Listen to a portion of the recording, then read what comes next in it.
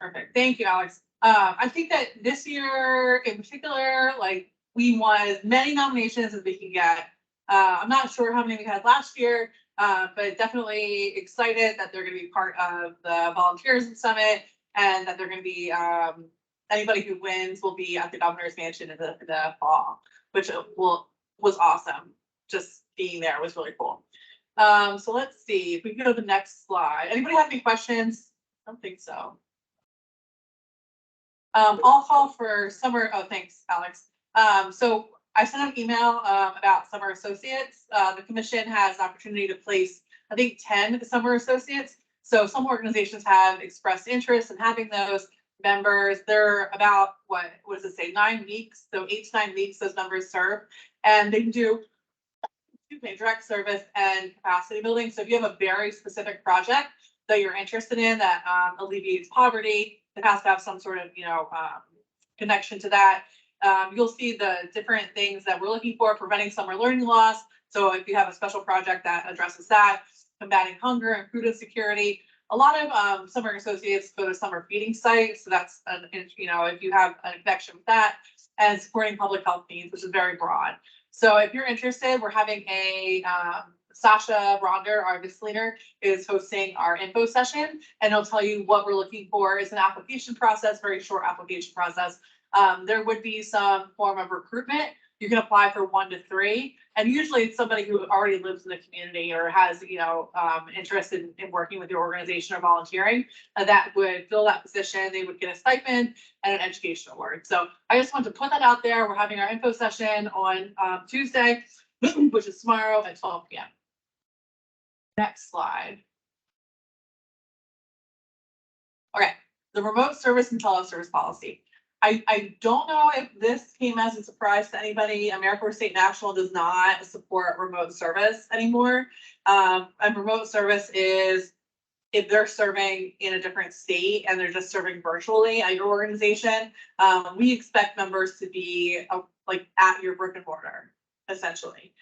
We haven't been supporting remote service for about a year now, so I hope this is not a surprise to anybody. We don't support virtual sites. We expect members to be showing up and doing service directly. So I just wanted to say, just acknowledge that policy came out from AmeriCorps, acknowledge that teleservice is still appropriate. It has to be meaningfully, be able to be verified, right? And not just that the member said that they teleserved and put it on their timesheet. There has to be some sort of system in place where you're verifying that, okay, we collected, a certificate of completion for a 1-hour training, that's meaningful. If you have a teleservice, first of all, if members are serving teleservice any kind, they need to have an agreement on file. And so what that should look like, I think we have a template on Basecamp. If not, we can make sure to get that to you if you don't have one. It needs to say what the parameters of that teleservice is.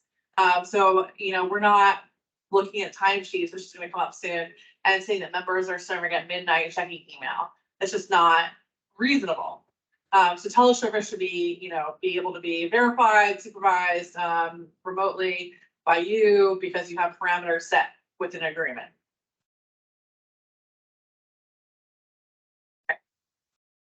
Pause for any questions, any insight, any comments. Okay, next slide.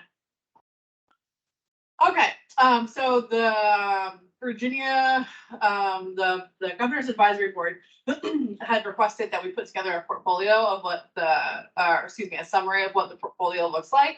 And so hopefully you're all aware that there are other programs serving in Virginia, right? Whether they're not there close to you or they're doing similar things that you're doing.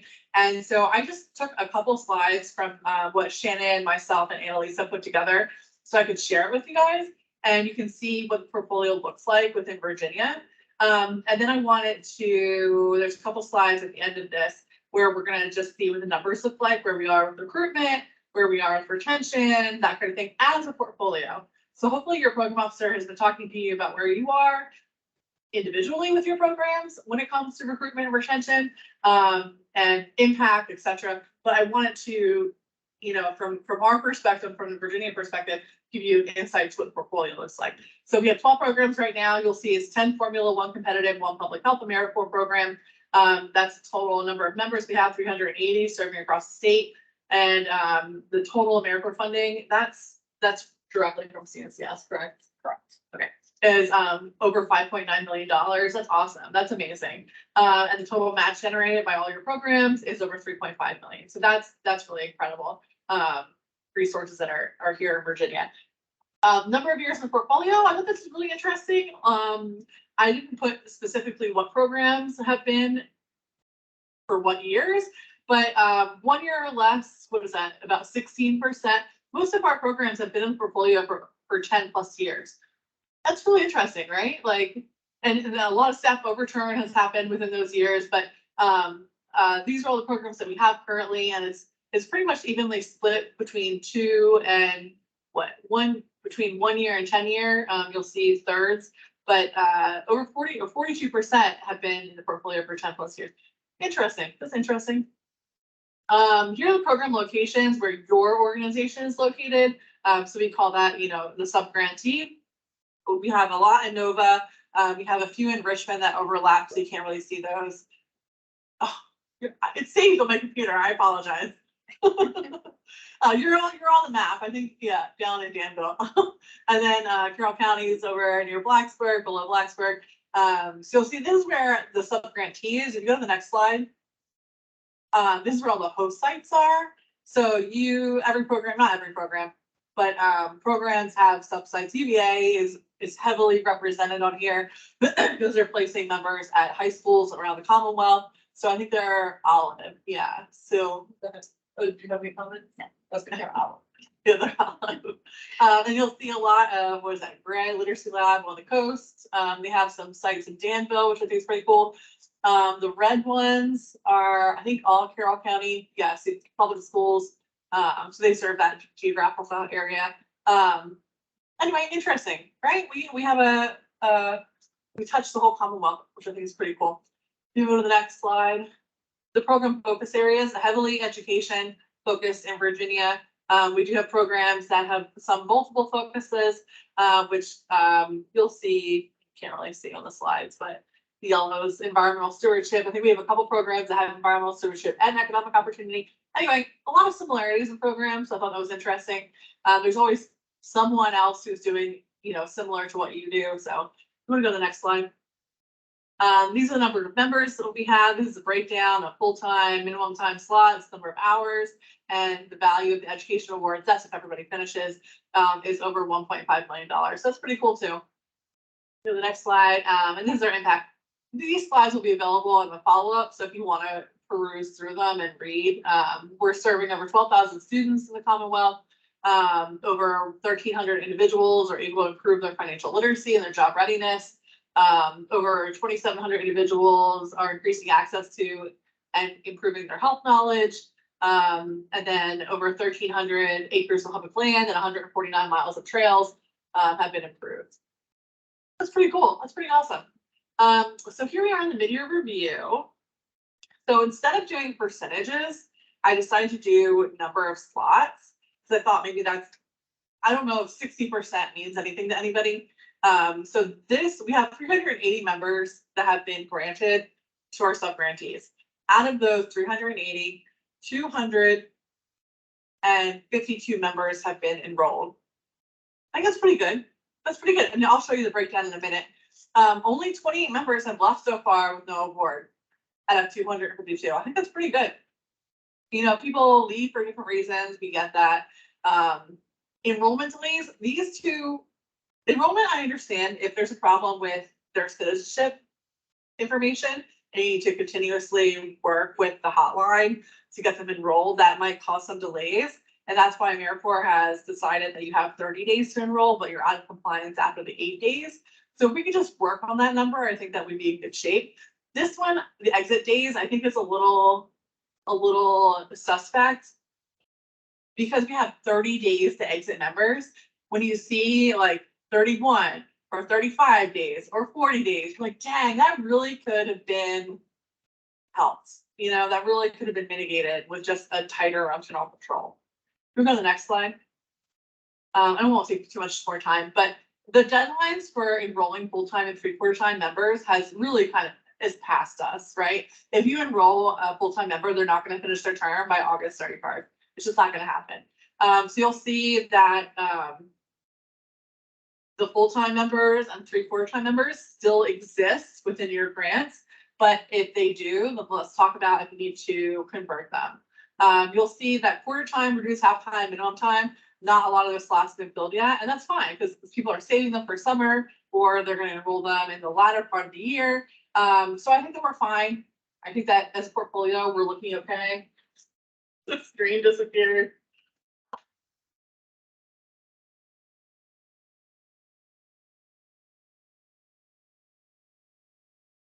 Uh-oh. Okay, Oh, there we are.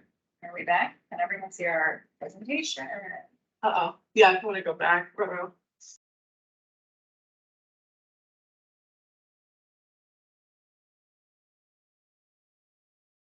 Okay, Where is that on here? I'm done. I just wanted to just say, like, here's where we are as a portfolio, and your individual project matters a lot because it's part of the whole. So if we could just, you know, continue to discuss with your program officer how to mitigate those risks. Okay. Moving on, does anyone have any questions, comments, insights?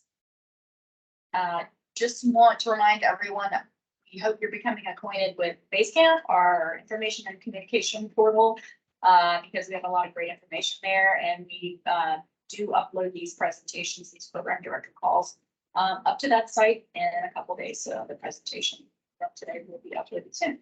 So I wanted to take a moment and talk about SAM registration and alignment with e-grants.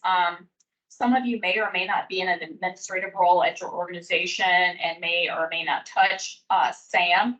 SAM is the System for Award Management. It's a federal system where all entities that receive direct or pass-through grant funds have to be registered with the federal government. It's an annual registration. There's an expiration, and it's key that you or the person who has that administrative role at your organization is keeping track of that registration, and we'll talk about the impacts to e-grants as well. So this is just an overview, and I'd appreciate it if you are not the person that works with SAM, you ask the question perhaps who is working with SAM in our organization, and then make sure to just send them a little tickler, a little reminder that you are on a grant call and that your funding entity asked about SAM registration, and just a reminder on that. So again, registration is annual in SAM. Depending on when you registered, you have a year from that date to renew it. It seems pretty straightforward. Oh, there's a registration and someone at my organization will go in to renew it. However, we always do experience issues in SAM in that maybe some of our program director folks aren't in that role for tracking SAM registration, and maybe the person who has the administrative role, it just slips their mind to renew it. So it's important that you go into SAM, not you necessarily, but your administrative counterpart, see when that expiration is and make moves to renew that registration 30 days in advance. I understand that the system is having a severe backlog in terms of adding new entities and updating registrations. And I know some of you on this call have had direct experience in the last 30 to 60 days with SAM registration issues or renewal issues. I say all this to say when we provide our applications to Corporation for National Community Service or AmeriCorps, they go in and they do a due diligence check of your organization, and that's regardless of whether you apply under competitive or formula. And they go in and they check out your organization. Are you on a list of debarred contractors? Is your authorized representative on a debarred list? And is your SAM registration complete and active? So it's important that you are active and that you make sure your entity is renewed. I would say at least 30 days in advance if you're able to do that, so that when we submit your application, obviously there's turnaround time, 3 to 4 weeks as well. So just keep a track of that registration.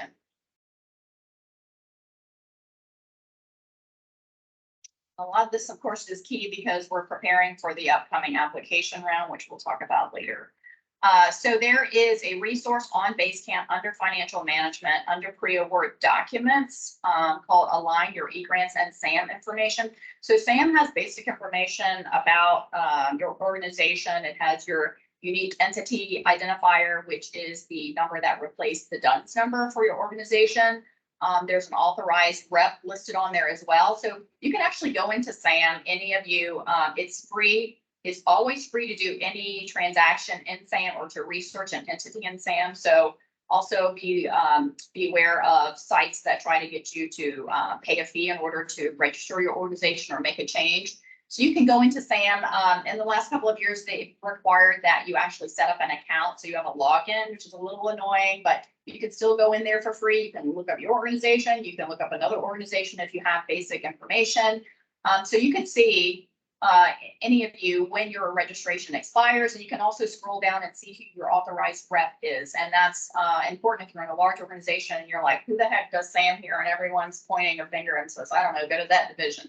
You can actually scroll down and see who's in charge of your SAM registration.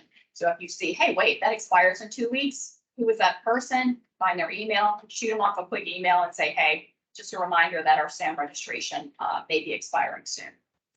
So back to this guidance document. So on Basecamp, there's a guidance document. When you apply and there is an application for federal assistance cover sheet, also called the 424, it has your unique entity identifier and it has your name and address of your organization. So that's your official application form. That is put in eGrants. You'll populate that in eGrants, and AmeriCorps or any funding agency goes in and they look at that application for federal assistance and they check that against what is in SAM. And it needs to be identical to your SAM registration. This has been, this is kind of bubbled up at the federal level for the last several months, where federal agencies are going in and they're making sure that everything is in alignment. So what that means is if your name is the city of Richmond, just for an example, Paul, I'm picking on you that way because I think you can't talk, right? You're having, just kidding. Let's say you're the city of Richmond and your Parks and Recreation. If it says City of Richmond Parks and Recreation, but your SAM registration just says City of Richmond, it'll be bounced back and it'll say your name is not the same. If there is a street address and the street address is exactly the same, however, one says 15th floor, it will kick it out and it doesn't like the 15th floor. So they want to see everything identical between eGrants and SAM. And so this guidance document is a little bit of a troubleshooting guide. It's pretty straightforward to keep that information in alignment. And what that guidance document reiterates is that SAM is the official repository of this information. And so eGrants must follow it. So we'll find sometimes if there's a discrepancy, it's always going to be easier to correct eGrants so that it mirrors what is in SAM. So there's a FAQ. There are some troubleshooting items that you can use to make sure that information is in alignment. And we say that because we encourage you to do that. Now, do not wait until your the application cycle is on us and you're trying to do the application. And in addition, you're trying to rectify maybe what's in SAM or what's in eGrants. So be proactive, go in there and review that guidance now. Okay. Also, just a quick reminder about single audit threshold. Again, if you're not in a financial capacity at your organization, pass this question along. If your organization falls under the single audit threshold where you expend more than $750,000 in a award year, you fall under the single audit requirements. And as part of that, your audit encompasses a certain scope. And the federal government wants to see that audit upload to the Federal Audit Clearinghouse within 30 days of that being completed. So just putting that out there as well. That is also an item that the AmeriCorps agency will do as a due diligence check. They will say, where is this entity's single audit? And so we would either respond, they don't fall within that threshold, or we would reach out to you and ask what the status is of your single audit. Okay, does anyone have questions on audits or SAM or eGrants? And certainly reach us after the presentation today, anytime, and email us if you have any clarifying questions. Okay. Many of your timesheet reviews are coming up. What does that mean? Go to the next slide. Sorry. Go with me. So by February 1st, all timesheets up to that date should be approved or within that time frame. So any timesheet that covers all of January should be approved. If there's a pay period that falls over February 1st, it's not a huge deal. But we're looking for all timesheets that have been submitted to be approved by then. And then we're looking that all timesheets have 2 approvers. They have allowable activities, that members are documenting that they have breaks. We're looking for reasonable hours, daily, weekly, and percent served appropriate for length of time of service. So these are the things we're going to be looking for.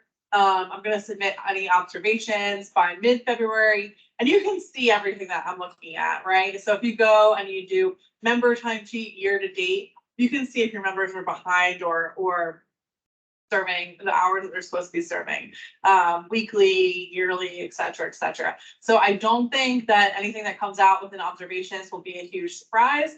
But if there are if members are falling behind, or if there is unallowable activities or something like that, we would look to just do member management plans. We have a template for that this year, and it would just be like, what's your plan to get them up to, up to snuff, that kind of thing.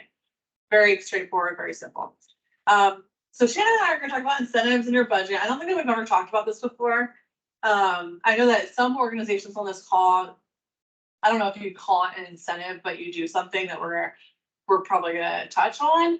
And with the new year coming up and folks talking about retention, this is not only one way to retain your members, right? If members are having a good time and you're straightforward about what their service entails, they have a position description, you have a spirit of core, maybe incentives aren't necessarily needed to be part of your program, but wanted to go over what those could look like, some examples, and then Shannon's going to talk about your budget and the scope of that. So if you go to the next slide. Member benefits are different than member incentives, right? They have to receive a living allowance unless they're, less than full time. But I believe every member on this call who's a part of a program on this call receives a living allowance. We've gotten some feedback that the living allowance is not enough. You guys have the ability to make the living allowance up to the maximum. So I would think about that every year about what the cost of living is in your area, et cetera. They get health insurance if they're full-time or they're serving in a full-time capacity. They get training, they get workers' comp, childcare if they're eligible, the student loan deferment or forbearance, and the education award. These are all benefits that show up in the terms and conditions in some form or another that are incorporated into your program. These are different than incentives. If you want to go to the next slide. So programs may consider member incentives as a way to recruit and retain, right? I think it's pretty obvious. Generally, incentives should be applied consistently to every single member. However, a benefit such as housing can be provided at the site level. So what that means is if you have 50 members, it might be hard to give every single member a $200 housing bonus or whatever. It's a lot of money for your organization. If you have host sites, if you're an intermediary, if you have a different organization who's hosting members besides your organization, that's an opportunity. You would have to, have a policy. All this stuff really hinges on what your policy is. So that's important to keep in mind. Here's just some examples that I thought of when I was thinking about incentives. I think these are represented in our PD manual. But leadership opportunities, increasing the living allowance based on members coming back.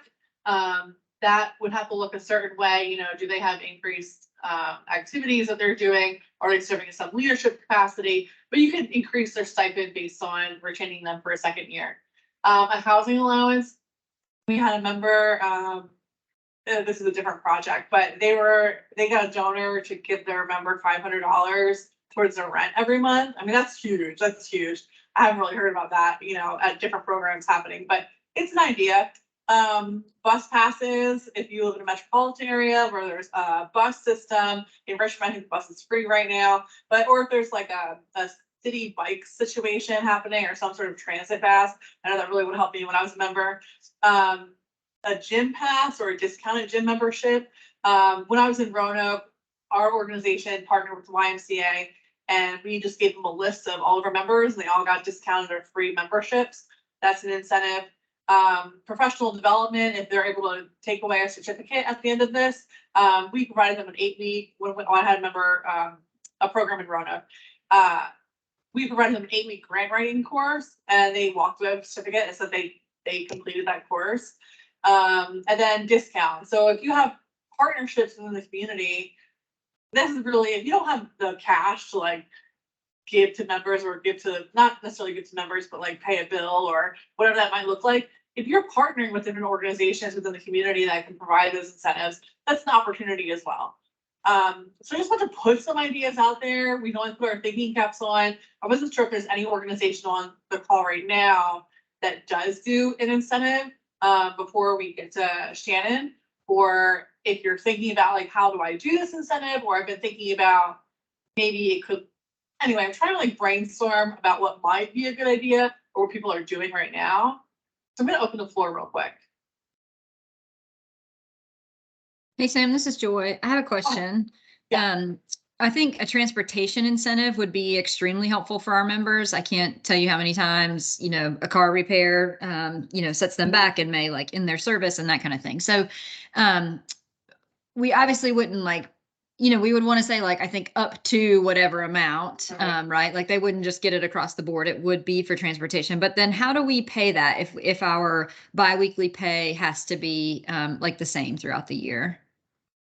So I would not give members money. I would pay the bill directly, if that makes sense. Okay, I'd love to hear if any other entity knows how to do that. I don't know how we would do that. What types of items are you speaking of, like specifically car repairs, or depending on the area, it's more of an urban area, transportation pass, or could it be a variety of different things you're thinking about? Yeah, I mean, because we're statewide and do serve rural and urban, I think that'd be the ideal, is that we could offer kind of like a list of options of how to utilize it. But eventually we've got to figure out a way for the financial transaction to take place. Yeah. Sure. I think we could sort of come up with some, just some broader guidelines of what that might look like, depending on the type of cost that it is. I used to work with the SNAP program, and we did transportation. Well, we did transportation assistance with repairs, and obviously that can get like way out of hand. Yeah. You have to set up all sorts of internal controls and ceilings and things like that. But I think that's something that in partnership with your finance staff, you could definitely develop some guidelines around.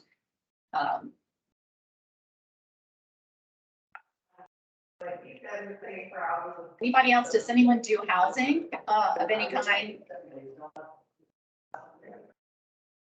Hey, Shannon, Samantha, Paul, not a housing question, but with regard to incentives, we don't have to list, this is not listed on our budget as in kind, is it, or is it? In terms of how it would be reported on your budget? Yeah, let's say we had someone who's going to give, $500 or 1,000 for gym memberships or whatever. Do we have to list that 1,000 in the in-kind column? Or is that just something outside of the formal budget? No, that's something you could include in the budget. We have a couple slides just after this about how you would incorporate that in your budget. So I'm going to go ahead and move ahead to that. So some of the key points we want people to consider if you're brainstorming and you're thinking about the year ahead, what this might look like in terms of implementing at your agency, just some general parameters. Any member incentives have to always comply with the uniform guidance, meaning they're reasonable, allowable, and allocable, which I know you all have a sense of what that is as well. Uniform guidance is pretty broad, so it's not going to specifically say either way, emergency financial assistance is not allowed, or rental assistance is not allowed, or housing assistance is not allowed. It's all about whether or not it's reasonable and what policies that you have in place to make sure everything is transparent and uniform and that you're being a good steward of funds. Member incentives, the value of them do not impact the maximum living allowance. So you do not need to consider that cost in terms of reaching that ceiling. There has been some recent clarification of guidance sort of nationally amongst state commissions asking for more clarification on that. And I think everyone feels fairly comfortable that the AmeriCorps agency interpretation is that member incentives do not count toward the maximum living allowance. One thing you want to consider when you're brainstorming is that there are a number of incentives that would be considered taxable income, even though they're not part of the living allowance. If they look like a duck and quack like a duck, they're actually can be considered taxable income to value. So you want to consider that as well and talk about any tax implications with members. Again, you want to make sure that you draft an organizational policy that addresses the details of the particular incentive, and that is who's eligible. Can members opt in or opt out of a certain type of incentive? How is it going to be made available? Is there, let's say, $1,000 set aside every year, and then maybe it's first come, first serve based on who is eligible for it? Maybe it's an amount set aside for each individual member, but consider what your budget is for that particular incentive and how you would apply that consistently to all your members that might be eligible. You'll want to determine what the documentation requirements are. Obviously, if it's a car repair, again, you would need obviously all the internal controls related to finances. You know, what is the invoice? You know, who is paid? Is the repair shop paid directly? Everything that follows the transaction, same thing applies here if it's a member incentive.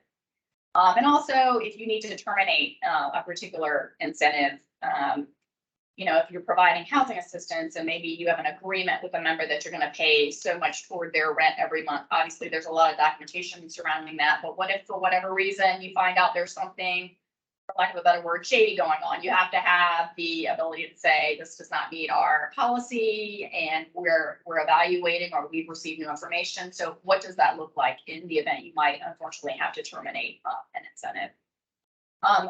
We would encourage anyone who's thinking about an incentive, obviously think about how all of those pieces would work, and we would work with you very actively, let's say at the beginning of the next program year, to get a copy of that policy from you, to review that with you, particularly depending on the scope of the policy and the degree of risk that that incentive might be. Obviously, a gym pass is not a risk. However, if you're talking about some sort of financial assistance, obviously that can be very high risk. For those of you who've worked in a number of different programs, whenever there is a cash incentive, there's always a high degree of risk involved. So we want to make sure that we review that policy in advance with you. And we also want to encourage you, where you have flexibility, to consider raising the living allowance over offering cash incentives. There may be certain reasons why you cannot raise the living allowance, and there is the ability to offer a cash incentive, maybe because a particular donor has specified, I want to provide you, UVA, with, you know, a $10,000 emergency financial assistance pool for all of your college advising corps. So there may be reasons why you want to look at a cash incentive, but we always encourage you to also look at raising the living allowance, you know, to help with recruitment and retention. Do you have anything to add? No, but Emma has raised her hand. Yes, Emma, feel free to unmute. Hey, everybody. Just wanted to share that the Literacy Lab has been doing a tutor leader position for returning members for a number of years with an increased living allowance, and that's been a really helpful recruitment and retention tool. So if anyone's interested in that, I think we're happy to share. I'm also really curious about the transportation and housing policies and whether there are any current programs that have those policies in place. And if so, could we do a roundup and share some of those policies? And if not, I'd be really interested in brainstorming any of those with other programs that might want to look into it. So just putting that out there. Can anyone, I believe we don't have either, correct, Sam? No transportation and no housing assistance currently in our portfolio that we're aware of, unless someone has. Well, somebody does, right? She might. Christy, raise your hand. Yes, could be. Yeah, hi, Christy from Aspire. I thought that if we offered incentives, then it did somehow, like, maybe affected the cost per MSY or the overall budget? And just to clarify, if we're going to do an incentive, does it have to go in the budget? So we are in the next 2 slides going to talk about the budget. Everything in your budget that is on the CNCS column, the direct cost to AmeriCorps does count towards your cost per MSY. So it is part of the whole budgeting strategy that you have to look at. So I'll move on to the next slide and talk about the budget. Can I have another question as well? So Emma, I don't know if you mentioned this, but I feel like at some point in the past, Literacy Lab mentioned they did like quarterly bonus. Bonus is not necessarily the right word, but like an amount of money for members quarterly. Is that your program or a different Literacy Lab? Yeah, we're currently doing that this year as part of our retention strategy and kind of a response to the cost of living that members are dealing with right now. Although I can't speak to whether or not that's part of our AmeriCorps budget or part of our match budget. So I'd have to go back and check to see where that funding is coming from. And do you mind if I ask, are you guys including that in like the living stipend amount? Or are you guys doing like gift cards, or how do you disperse that? It's paid through direct deposit. Although again, I'm not sure if it's included in the living allowance from an AmeriCorps funding perspective. Thanks. Great. Thanks for that. So in terms of the question of should it be shown in the budget, generally, yes. Member incentives should be shown in the budget. One is so that we are aware that you are providing an incentive, their communication is going on there, and then we can all sort of assess where we want to be involved in terms of oversight, depending on obviously the type of incentive that you are administering or planning to administer. So yes, we would like to see that in the budget with some exceptions that I'll go into shortly. Because it is a member incentive, it should be shown in section 2, member cost section of your budget. There's a member support cost category. It would go there where you can establish, different line items. It can be shown on the CNCS side as a direct cost, or it can be shown under grantee share. That's entirely up to you.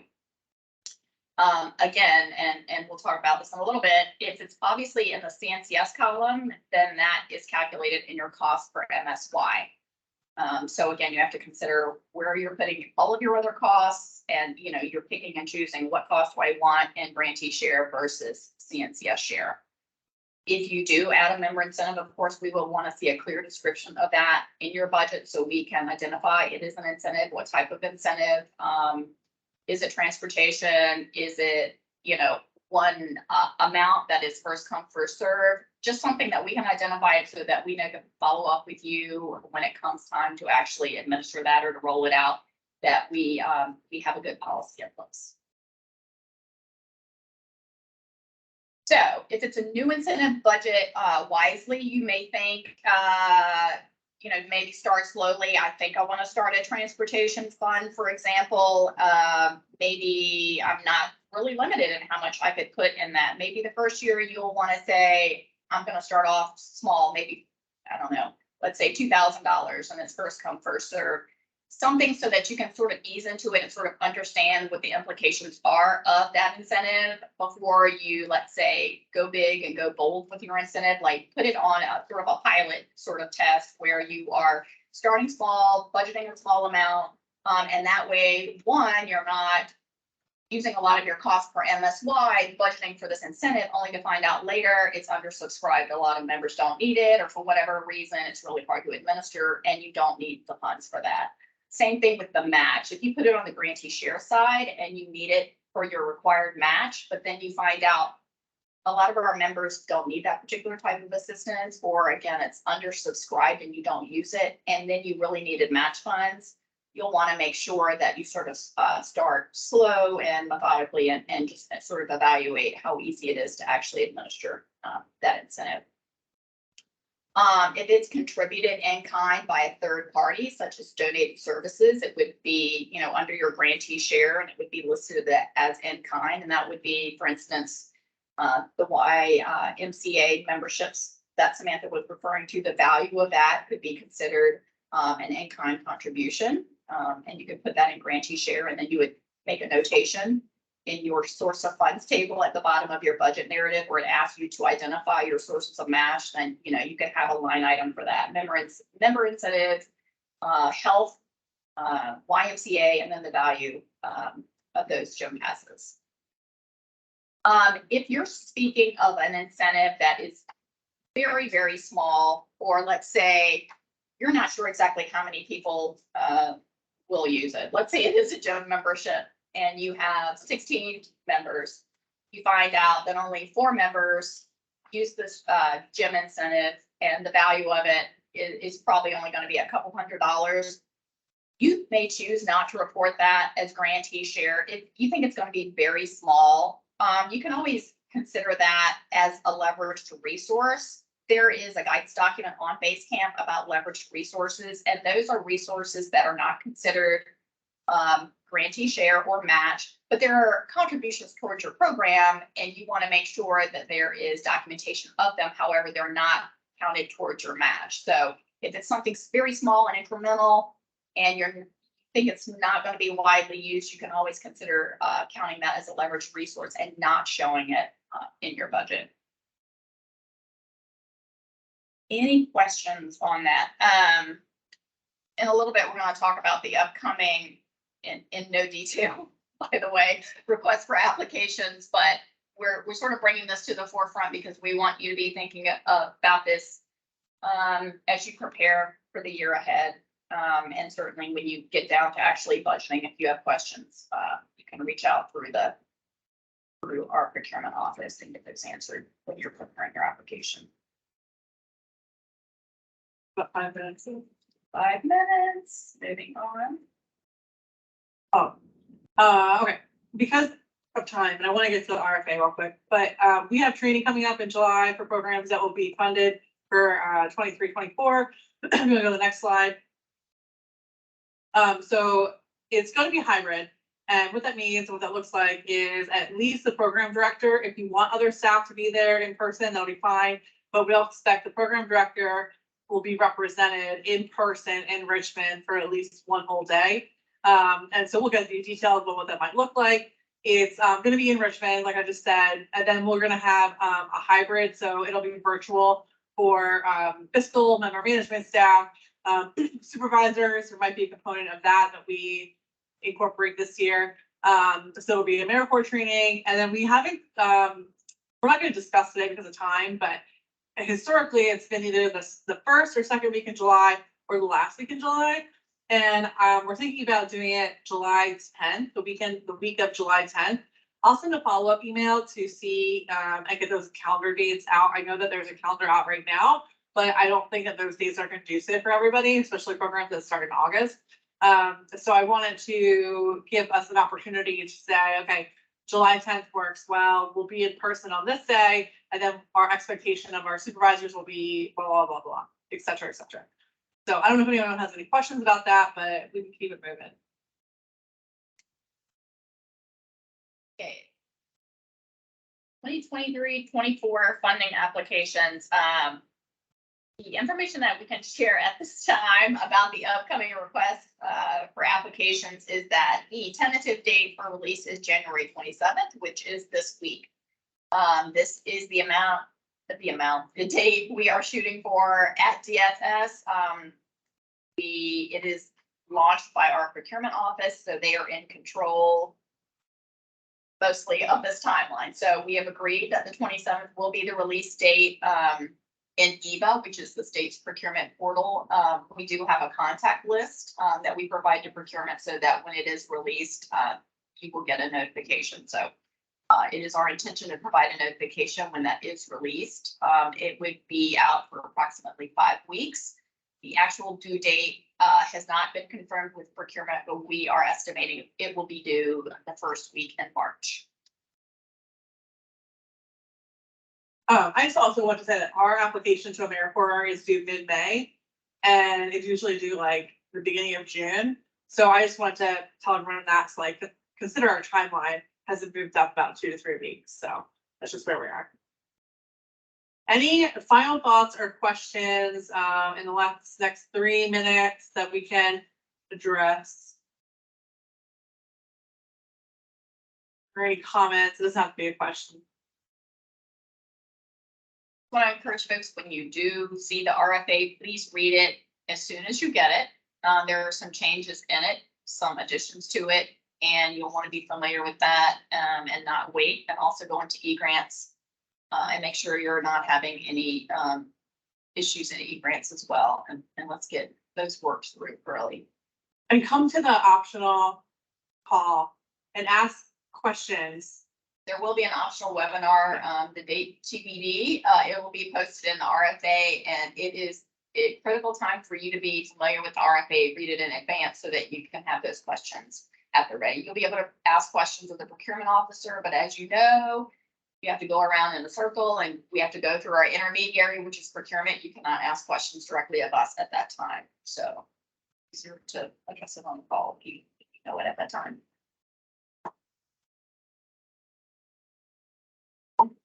A lot of information. If anyone doesn't have any questions, we will leave you with your thoughts on this Monday. Today's Monday, right? Yeah. And then I'll send out an email with this reporting and updates, etc. If you have any questions in the meantime, we can incorporate those as well as answers.